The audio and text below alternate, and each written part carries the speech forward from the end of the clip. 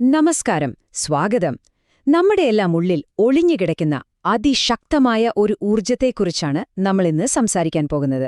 ഭാരതീയ ആത്മീയ പാരമ്പര്യത്തിലെ ഏറ്റവും നിഗൂഢവും ശക്തവുമായ ഒന്നായ കുണ്ടലിനിയെക്കുറിച്ച്. അപ്പോ എന്താണ് ഈ ആന്തരിക ശക്തി? നമുക്കൊരുമിച്ച് ഈ യാത്ര തുടങ്ങാം. അപ്പം നമ്മൾ എങ്ങനെയൊക്കെയാണ് മുന്നോട്ടു പോകുന്നതെന്ന് നോക്കാം. ആദ്യം തന്നെ കുണ്ടലിനി എന്താണെന്ന് നമ്മൾ മനസ്സിലാക്കും. പിന്നെ ആത്മീയതയുടെ പല വഴികളെക്കുറിച്ചും സംസാരിക്കും.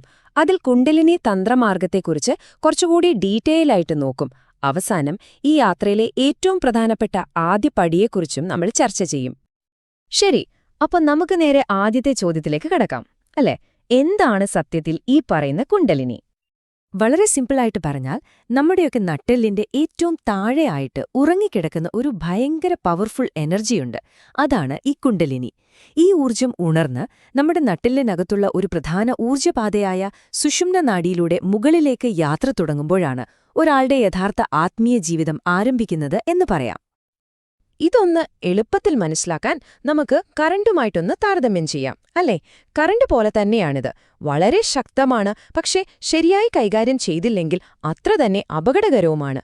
അതുകൊണ്ട് തന്നെ ഇതിന് കൃത്യമായ ശ്രദ്ധയും മാർഗനിർദ്ദേശവും വളരെ അത്യാവശ്യമാണ്. ഇനി ഈ കുണ്ടലിനി എന്ന് പറയുന്നത് ഒറ്റയ്ക്ക് നിൽക്കുന്നൊരു സംഭവമല്ലാട്ടോ. ഇതിനൊരു വലിയ പശ്ചാത്തലമുണ്ട്. ആ ഒരു വലിയ ചിത്രം കാണുമ്പോഴേ ഇതിന്റെ ശരിക്കുള്ള പ്രാധാന്യം നമുക്ക് പിടികിട്ടും. അപ്പം നമുക്ക് ആത്മീയതയുടെ ആ പല വഴികൾ ഏതൊക്കെയാണെന്ന് നോക്കാം. ഇന്ത്യൻ ട്രഡീഷന്റെ ഒരു ഭംഗി എന്താണെന്ന് വെച്ചാൽ, അത് എല്ലാവർക്കും ഒരേ വഴി അടിച്ചേൽപ്പിക്കാറില്ല. ഓരോരുത്തർക്കും അവരവരുടെ സ്വഭാവത്തിന് ചേർന്ന വഴി തിരഞ്ഞെടുക്കാനുള്ളൊരു ഓപ്ഷൻ തരുന്നുണ്ട്. ഇവിടെ വ്യക്തിപരമായ ഇഷ്ടങ്ങൾക്കും അനുയോജ്യതയ്ക്കുമാണ് പ്രാധാന്യം. ഈ ആശയം എത്ര മനോഹരമായാണ് ഇവിടെ പറയുന്നത്, അല്ലേ? നിങ്ങൾ ഏത് വഴി തിരഞ്ഞെടുത്താലും ശരി, അത് ഭക്തിയുടെ വഴിയാകാം, അറിവിന്റെ വഴിയാകാം, അല്ലെങ്കിൽ കർമ്മത്തിന്റെ വഴിയാകാം, എല്ലാ നദികളും അവസാനം കടലിൽ ചേരുന്നതുപോലെ ഇതെല്ലാം ചെന്നെത്തുന്നത് ഒരേ ലക്ഷ്യത്തിലേക്കാണ്. അതാണ് ആത്മസാക്ഷാത്കാരം. ശരി, അപ്പോൾ നമുക്കിനി ഈ വഴികളിൽ നിന്നൊക്കെ കുറച്ചുകൂടി വ്യത്യസ്തമായ, ഡയറക്റ്റായിട്ട് ഈ എനർജിയെ ഉണർത്താൻ ഫോക്കസ് ചെയ്യുന്ന ഒരു മാർഗത്തിലേക്ക് വരാം. അതാണ് കുണ്ടലിനി തന്ത്രമാർഗം. ഇതാണ് ഇവിടുത്തെ മെയിൻ പോയിന്റ്. മറ്റുള്ള വഴികളിലൊക്കെ കുണ്ടലിനി ഉണരുന്നത് ഒരുപക്ഷെ സ്വാഭാവികമായി സംഭവിക്കുന്ന ഒന്നാവാം. പക്ഷേ ഇവിടെ തന്ത്രമാർഗത്തിൽ ഇത് വളരെ സിസ്റ്റമാറ്റിക്കായി, ബോധപൂർവം നമ്മൾ ചെയ്യുന്നൊരു പ്രോസസ്സാണ്. അതുകൊണ്ട് തന്നെ ഒരു കാര്യം വളരെ വ്യക്തമാണ്. ഇത് നമുക്ക് ഒറ്റയ്ക്ക് യൂട്യൂബ് നോക്കിയോ പുസ്തകം വായിച്ചോ ചെയ്യാൻ പറ്റുന്നൊരു കാര്യമല്ല. കാരണം ഇതിലുൾപ്പെട്ടിരിക്കുന്ന എനർജി അത്രയ്ക്കും പവർഫുള്ളാണ്. ഒരു ഗുരുവിന്റെ സഹായം തീർച്ചയായും വേണം. കാരണം ഞാൻ നേരത്തെ പറഞ്ഞ പോലെ ഈ ഊർജം അതിശക്തമാണ്. വീണ്ടും നമ്മൾ ആ കറന്റിന്റെ ഉദാഹരണത്തിലേക്ക് വരാം.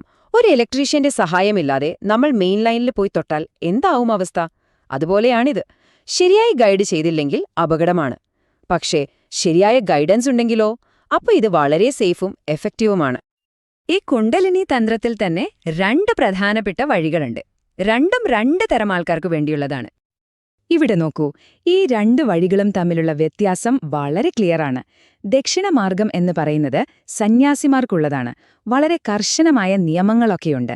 എന്നാൽ വാമമാർഗം അത് നമ്മളെപ്പോലെ സാധാരണ ജീവിതം നയിക്കുന്നവർക്ക് വേണ്ടിയുള്ളതാണ്. അവിടെ പ്രലോഭനങ്ങളിൽ നിന്ന് ഓടി ഒളിക്കുകയല്ല, മറിച്ച് അതിനെ അറിഞ്ഞുകൊണ്ട് തന്നെ നേരിട്ട് വളരുകയാണ് ചെയ്യുന്നത്. ഇപ്പോ ഒരു പൈപ്പിലൂടെ വെള്ളം സുഖമായി ഒഴുകിപ്പോകണമെങ്കിൽ ആ പൈപ്പ് ക്ലീനായിരിക്കണമല്ലോ, അല്ലേ? അതുപോലെയാണിതും. ഈ ഊർജത്തിന് മുകളിലേക്ക് പോകണമെങ്കിൽ അതിന്റെ വഴി ക്ലിയർ ആയിരിക്കണം. അവിടെയാണ് ശുദ്ധീകരണത്തിന്റെ പ്രാധാന്യം വരുന്നത്. ഈ തയ്യാറെടുപ്പിന്റെ ഏറ്റവും പ്രധാനപ്പെട്ട സ്റ്റേജാണ് ചിത്തശുദ്ധി. എന്നുവെച്ചാൽ മനസ്സിനെ ക്ലീൻ ചെയ്യുക. നമ്മുടെ കോൺഷ്യസ് മനസ്സ് മാത്രമല്ല, നമ്മൾ അറിയാതെ നമ്മുടെ ഉള്ളിൽ കിടക്കുന്ന ഉപബോധ, അബോധ മനസ്സുകളെ വരെ ആഴത്തിൽ ശുദ്ധീകരിക്കുന്ന ഒരു പ്രോസസ്സാണിത്. ഈ മാനസികമായ ശുദ്ധീകരണം കഴിഞ്ഞിട്ടേ ശരീരത്തിലെ ഊർജ്ജപാതകൾ ശുദ്ധീകരിക്കുന്ന ഘട്ടത്തിലേക്ക് കടക്കൂ.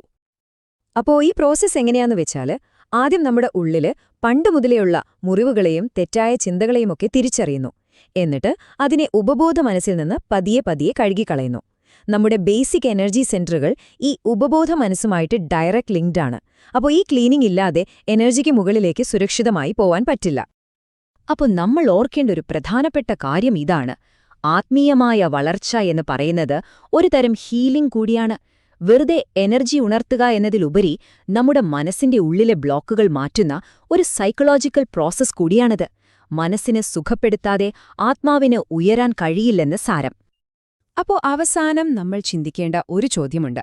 വലിയ വലിയ ആത്മീയ ഉയരങ്ങളിലേക്ക് പോകുന്നതിന് മുൻപ് നമ്മൾ ആദ്യം ചെയ്യേണ്ട ഏറ്റവും ബേസിക് ആയിട്ടുള്ള, ഏറ്റവും പ്രധാനപ്പെട്ട കാര്യം നമ്മുടെ സ്വന്തം മനസ്സിനെ ഒന്ന് ശുദ്ധീകരിക്കുന്നതല്ലേ?